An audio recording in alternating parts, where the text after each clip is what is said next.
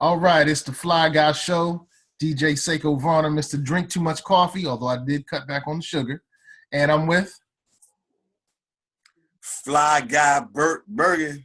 We used to say Fly Guy 1 and 2, but, nobody wants to be number 2. We're number one. All right, so today's topic is self-destruction. Is really, I'm sorry, I just went into a little KRS song, man. Today's topic is the church's role in the economic environment of our community. Is that correct? Yes. Okay. And you were just saying something before the call started that I thought was pretty interesting. Tell us about the conversation that you were having in regards to the church and the role in the economic environment of a community. Right. Well, without any formal study or any formal research, it just seems like and I'm speaking specifically about the so-called Black community, African-American community. Okay. It seems the younger our community gets, the less apt they are to be devout church goers like their parents were, or even their parents' parents were, or even their parents' were. So like the further we go along, and the younger the community gets, the less devout they are to the church. And so I wanted to explore that a little bit. Okay. Yeah, I definitely wanted to explore that a little bit. And what did you find so far? Well, one of the things that came to mind was historically, the church has been the epicenter of the Black community. I mean, out of the church, you had the first politicians of African Americans. You had the first businessmen, successful businessmen. For example, you had I always forget his name, Adam Clayton Powell. Okay, Martin Delaney. Yeah. Okay, we can continue. Yeah, and so if we just centered around Adam Clayton Powell for a second, he was a very powerful congressman in his day, and his power came from the people in Harlem. He wasn't concerned about the other congressmen who didn't look like him. He wasn't concerned about some of the pitfalls they would lay before him, because he felt like as long as he had the support of the people, that he would be okay. And for a long time, that was the case. But eventually, he was, eventually they tripped him up and he stumbled and he fell from grace. But Adam Clayton Powell was like a second or third generation minister. So he came out of the church. You think about Maggie Walker. She was the first woman, period, regardless of race, to start a bank. And that came out of the church. Right. Richmond, Virginia, VA, two up, two down. Yeah. Got a rep for VA even when I'm not. I live in VA. I pay taxes.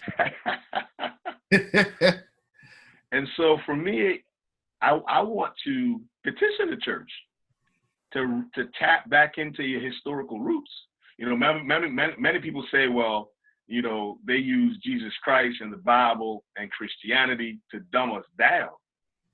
Us being African Americans, so-called Black, but historically that just hasn't rang true in every case. I mean, okay. Let's talk about let's look up Bishop McNeal Turner, Bishop Henry McNeal Turner. All right, I'll do that. Yeah, and then we'll also bring up Delaney once we take a look at it. Okay, you said Bishop who? Henry. Okay. McNeal Turner. Okay. All right, so I'm looking up Bishop Henry McNeal Turner now, and let's share the screen. Yeah. All right, good. Bishop Henry McNeal Turner. All right. Minister, politician, 12th elected consecrated bishop of the AME Church in Georgia. Okay. All right. So let me do a little, I'll do a blackpast.org search on him. Right. I'm actually on, while you do that, I'm actually on pbs.org's website. And here's my take, a couple of takeaways I received about Turner. Okay. So in 1863, President Lincoln pretty much acceded to the petition of, I know Frederick Douglass was a part of the campaign, but I didn't know that Turner was also a part of the campaign. The lobbying effort to convince Turner that to allow blacks to enter into the fight, which, you know, we already know that the Civil War was really about the South becoming too powerful. It wasn't really about freeing black folks from slavery.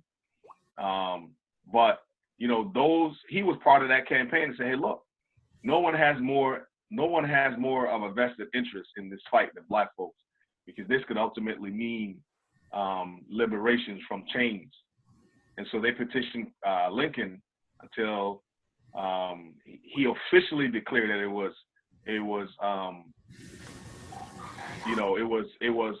okay for blacks to fight in the war. One of the other things to note is that Turner helped to organize the Georgia Republican Party. Now that right there is going to raise a lot of eyebrows in our community. Actually, no.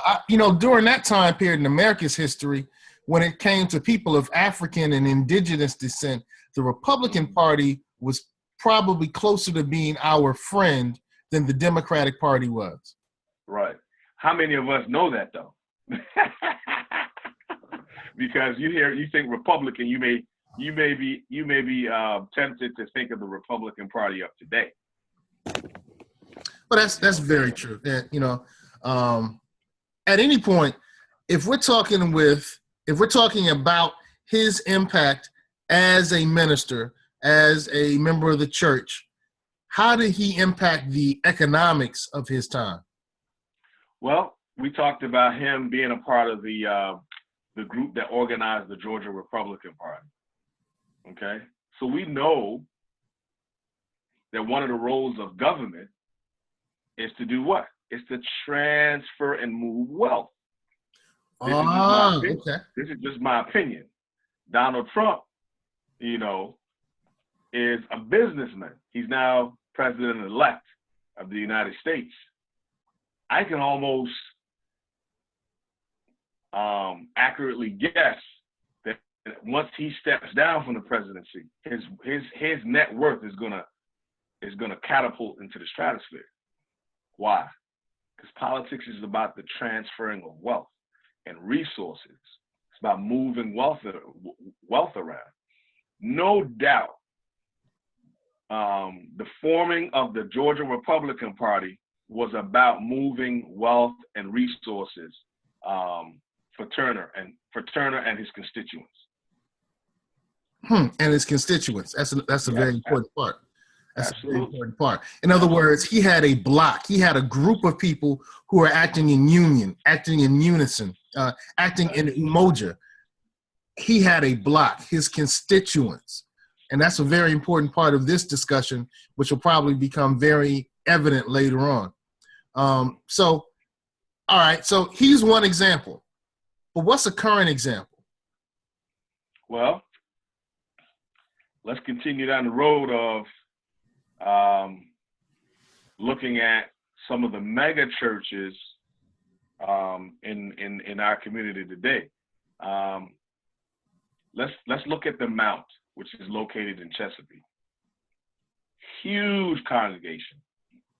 I don't have any specific examples of how they impact the community economically, but I can tell you this: if they own and control a credit union or a church, I can tell you how many jobs they could create. You know what? I know how massive they are. I went to their watch night service. They call it an 80s, 90s party. We're all dressed up in 80s and 90s attire. It was pretty much a watch night service. We rang in the new year. During the event, he gave away $4,000. I say he, I'm talking about the pastor. The church actually, he's representing the church, gave him away $4,000 to people, not to one person, but to different people to pay their mortgages, and gave around $4,000 to pay people's bills and things of that nature. Based on the loudness of the audience, we also had, Georgia Allen is typing in. How you doing, Georgia? Good. He also gave away money to Portsmouth Public Schools and Virginia Beach City Public Schools. Right. So I can see that. This is Kim Brown is his name, correct?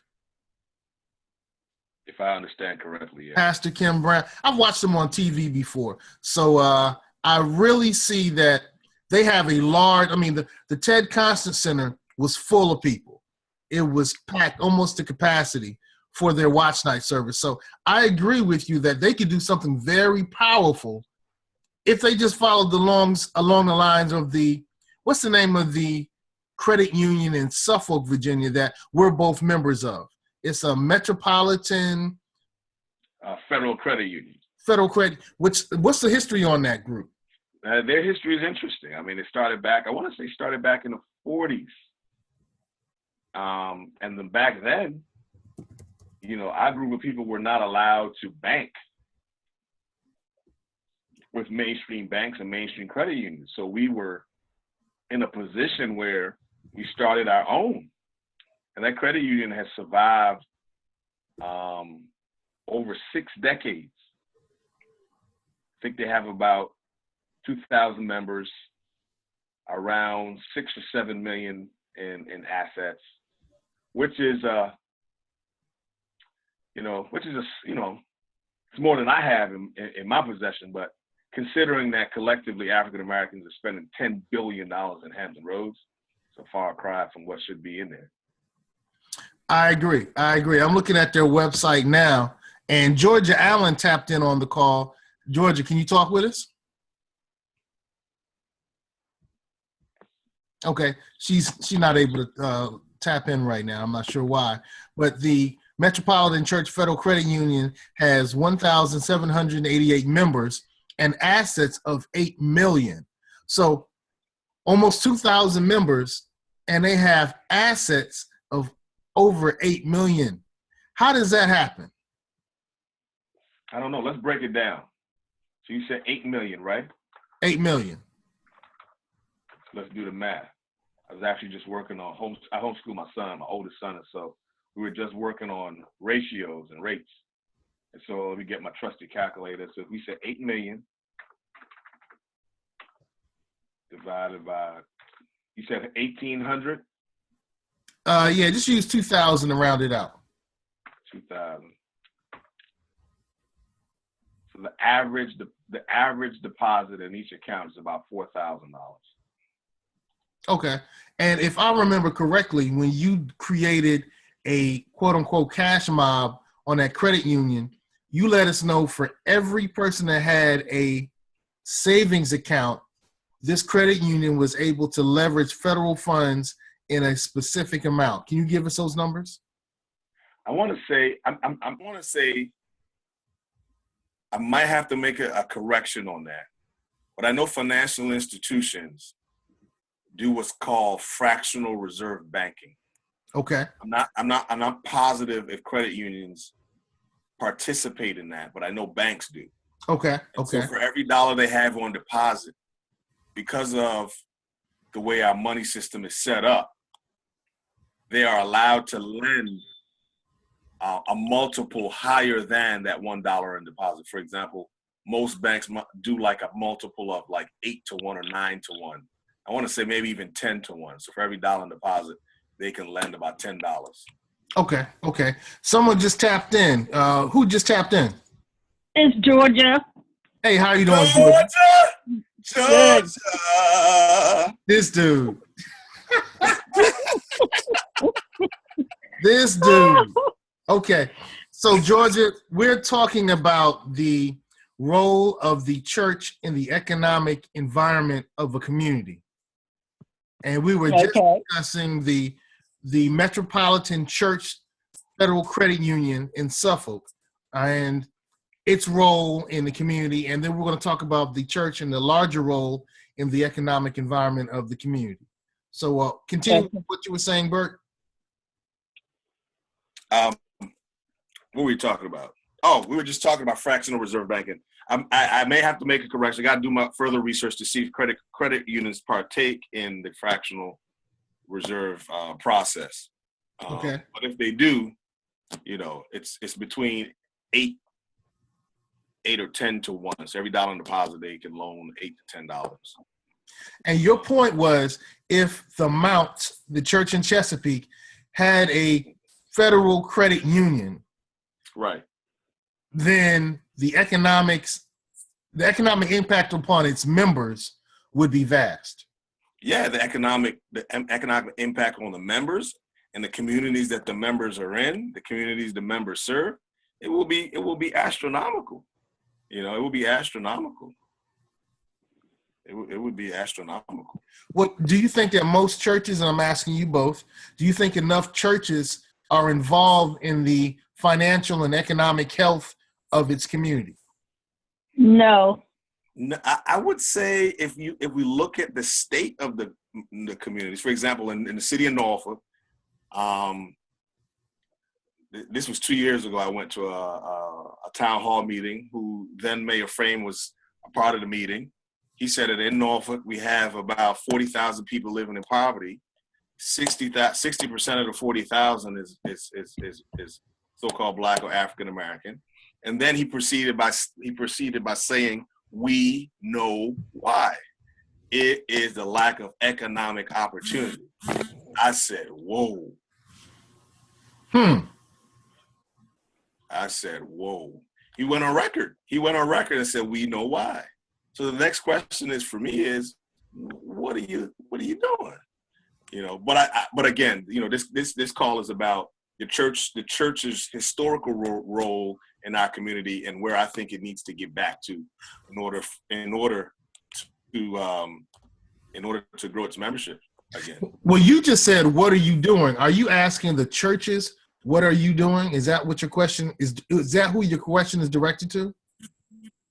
Well, initially it was in reference to the mayor, but that was like a segue. But I wanted to come back to the church's role in the economics of the community, in the economic conditions of the community, historically and present. Well, Georgia said that she did not believe that the church was doing enough to positively impact the community or members' financial or economic situation. Why do you say that, Georgia? Because it's not. I mean, it's just not. I mean, if you think about it, and I say this all the time, if there's a church on every corner, then why isn't crime rate down? Why isn't economics up? Why isn't education up? Why isn't teenage pregnancy down? If you got a church on every corner and you're supposed to be the hub of the community, then why don't we see positive things happening if the church is doing what the church is supposed to do? Now, wow. Keep going. Yeah, because otherwise it's just a building that's sitting there and people go in there on Sunday morning, they have their little good time and they leave. But in terms of really affecting what's taking place in their community, it is not happening. Now, do churches do some good things? Yes. Some of them might feed the homeless sometimes. Some may have a food bank sometimes. Some may have different things that go on in their houses of worship. But in terms of a strategy to really make a difference in the community, that is not taking place. Okay. And there needs to be a different mindset in the church other than going to church to shout and praise the Lord. That is part of what you're supposed to do. But I remember in one of Dr. King's speeches, he said, look, He said, it's all right to look for, streets paved with gold when you get to heaven. He said, but my people need to eat while they're down here. They need to have a place to live while they're down here. And that's not being taught and, on a grander scale on a local level. And that's a problem. What I see happening in our churches is the same thing that's happening in corporate America. One person makes all the big money, and then everybody else is running around like crazy trying to make it happen. Even down to celebrating pastors and celebrating anniversaries and stuff like that. This business of telling your membership that they need to commit $100 or $200 or whatever it is to celebrate a pastor's anniversary, to me, is ridiculous. Okay. That happens. There's nothing wrong with giving the pastor a gift, but this business of for the church anniversary and for the pastor anniversary, we're all committed to giving X amount of dollars and craziness like that. Nothing wrong with giving the pastor a nice gift from time to time, but it shouldn't be $5,000, $10,000, $15,000. That should not be the gift. Okay. I'm actually flabbergasted that those type of things happen. Yeah. Nothing in scripture said anything about Jesus going anywhere and people collecting huge sum of money. The one time you hear of people showering Jesus with gifts was Palm Sunday. It was palms. They want no money.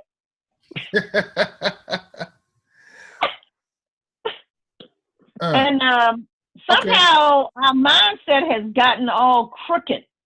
And instead of us looking at the church from a standpoint of building up the whole, we focus on one individual. And I think that has been a detriment, especially in the Black community. It has been a major detriment when, in fact, the mindset should be different. It should be focusing on building financial wealth that can be then distributed. Okay. If you look at, different, some denominations, if their congregation gets into a situation, if a member of their congregation is in a situation, then they raise the funds to make sure. I think it's the Jehovah's Witnesses or the Seventh-day Adventists, but those people, they don't ever have to go and ask for help. It's all done within the household of the church. But it's not done. That's interesting. What were you about to say about that, Bert? Well, I want a lot of times, like I remember I was having a conversation with my grandmother. Now, a little bit of history. My grandmother was born on the island of St. Kitts. And so there was a time when it was really communal. And then something happened and a shift took place to where, people started leaving the island for Europe, especially Europe, because St. Kitts was colonized by the British. Okay. And so when they started to come back, they would turn their nose up or started to look down on those that were, those that they came back to the island and interacted with. And so I was asking my grandmother, when did that shift happen? When did that pivot happen to where we went from this communal society where everyone looked out and took care of each other to now we're looking down on one another? And she said it happened when people started to leave the island and to travel abroad and mix with other groups of people and saw how they were living. Then they would come back and, they would, look down on their brothers and sisters on the island itself. And so for George, I wanted to ask the question, when do you think that shift happened? Because when we got on the call, Seiko and I were talking about back in the early 1900s about Bishop Henry McNeal Turner, who was one of the, the early bishops of the AME Church. and how they formed organizations like the Georgia Republican Party. And out of the church came a lot of the solutions that helped our communities achieve and acquire the things they needed to live and survive. When do you think we pivoted away from that? Well, in our situation, it was different because of slavery here in the Americas, in that we were always taught to hate one another, okay, within our own family. So while there were things that went on, that allowed people to come together and then forge, ahead in certain instances, we've always had to deal with the fact that we were taught to hate one another, either based upon our skin tone, pigmentation, or based upon whether our hair was straight or not straight, and so within the Black community, we've dealt with personal hatred of ourselves, even within the families, because of course, there was the light-skinned sister or brother in the family and the darker-skinned sister or brother in the family. And a lot of that came out of the fact that there was slavery. And so therefore, if someone had sex with someone and that skin pigmentation was lighter skin, the chances are within your family, somebody is going to be a lighter skinned person sooner or later. And it almost always happened within any family structure. And so it's different because it was like that with us almost from day one in terms of self-hatred. But now that we know better, okay, we're going to have to restructure our churches to stop this same old foolishness of, let's make sure that my church is bigger than your church, et cetera, but yet no money set aside for the upkeep of the people, okay? And there needs to be funds set aside for the upkeep of the people, whether it's a credit union or whether it's some other way that we can begin to look at how do we begin to build wealth within our community that can be transferred from generation to generation.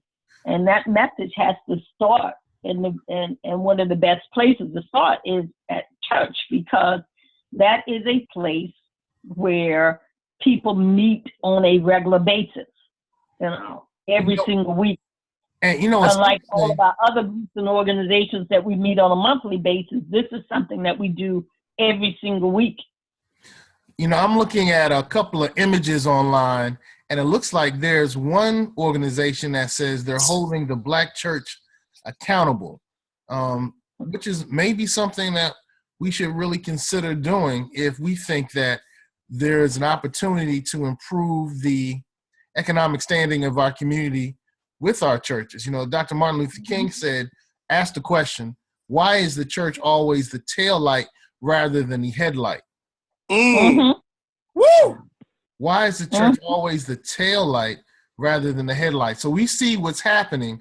So maybe the church could shine some light on some of the economic changes and challenges and the economic upheaval and environment that's happening so that the members can be ready for it, rather than being the place that we go to find comfort and to find solace and to find hope because we're facing a bad situation.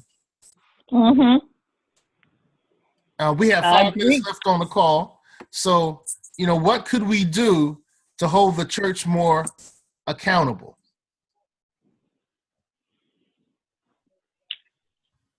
Part of what has to happen, I think, is that you kind of have to have a process, like the community that did the the credit union, it kind of needs almost like a process. Folks don't do well without some type of a process that you can say, okay, let's look at, and we're going to have to identify maybe a couple of churches to get them started. And then from there, then folks can see results. Because our people, they look for results. If they can't see results, they're very, very, very hesitant to do stuff because they get conned so much, in one way, shape, or another. And so that tends to be a major problem in our community is constantly being conned to do, out of stuff or to do stuff that's not in their best interest. Wow. That sounds just like what this organization, HBCA, Hold Black Churches Accountable, is doing. Wow. Are they doing it in a therapeutic way, or are they radical? Well, I think we should go to their website and maybe we can use that as an opportunity to learn more about what they're doing. But the organization is called Hold Black Churches Accountable. They started in 2015, and one of the quotes is, "The Black church has neglected the Black community." A guy named Dennis, Samuel Dennis, who started the organization, he said the church should be responsible for creating economic growth and generating jobs. And according to their website, in every Black community, there are about 10 to 15 churches in a 15 to 20 block radius. And he was disappointed in how the church reaps financial support, but isn't reinvesting into the very blighted neighborhoods in which they're located.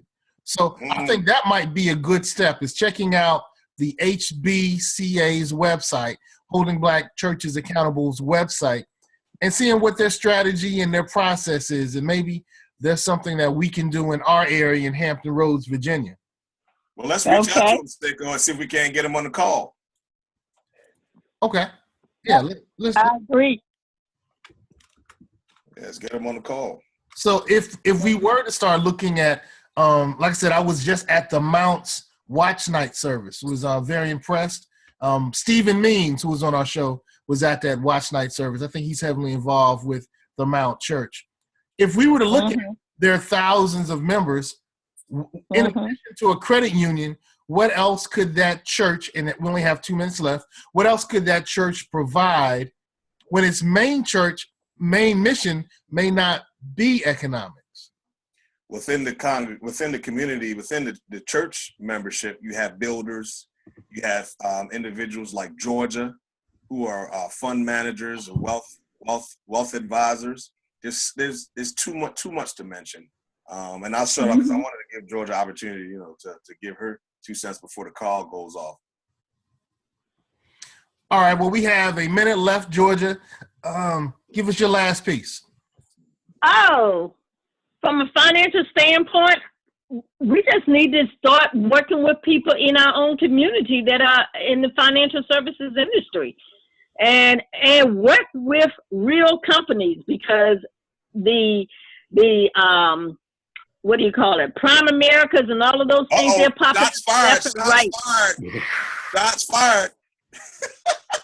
They pop up left and right, but at the end of the day, they're good, but at the end of the day, those are not the companies that are going to give people the type of wealth creation that our community needs, because those are they're basically temporary type businesses.